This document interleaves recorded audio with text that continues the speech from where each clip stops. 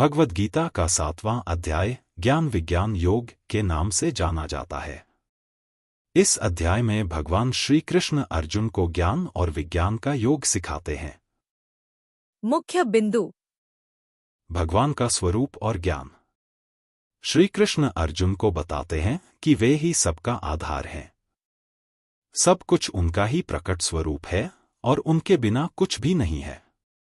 वे कहते हैं कि कोई भी व्यक्ति बिना उनके कृपा के ज्ञान प्राप्त नहीं कर सकता। 8 प्रकार की प्रकृति। भगवान ने अपनी 8 प्रकार की प्रकृति का वर्णन किया है। पृथ्वी, जल, अग्नि, वायु, आकाश, मन, बुद्धि और अहंकार। ये सभी प्रकृति के रूप हैं और भगवान से ही उत्पन्न होते हैं। भगवान की महिमा। श्री कृष्ण अर्जुन को बताते हैं कि सभी गुण जैसे सत्व, रजस और तमस उनके ही स्वरूप हैं। वे ही इन तीनों गुणों से परे हैं और ये गुण सभी जीवों को मोह में डालते हैं। भगवान का अविनाशी स्वरूप।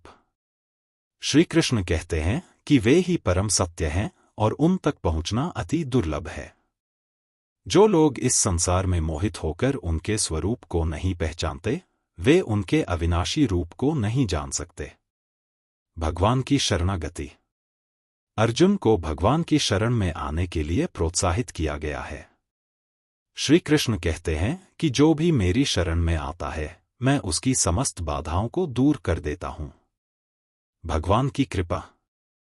अंत में श्री कृष्ण अर्जुन को बताते हैं कि जो भी व्यक्ति उनके प्रति भक्ति करता है, उसे परम शांति और आनंद प्राप्त होता है।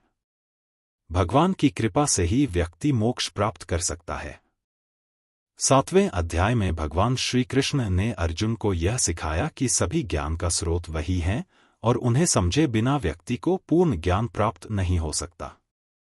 अर्जुन को इस अध्याय में भक्ति का मार्ग दिखाया गया है, जिससे वह परमात्मा की कृपा से मोक्ष प्राप्त कर सके।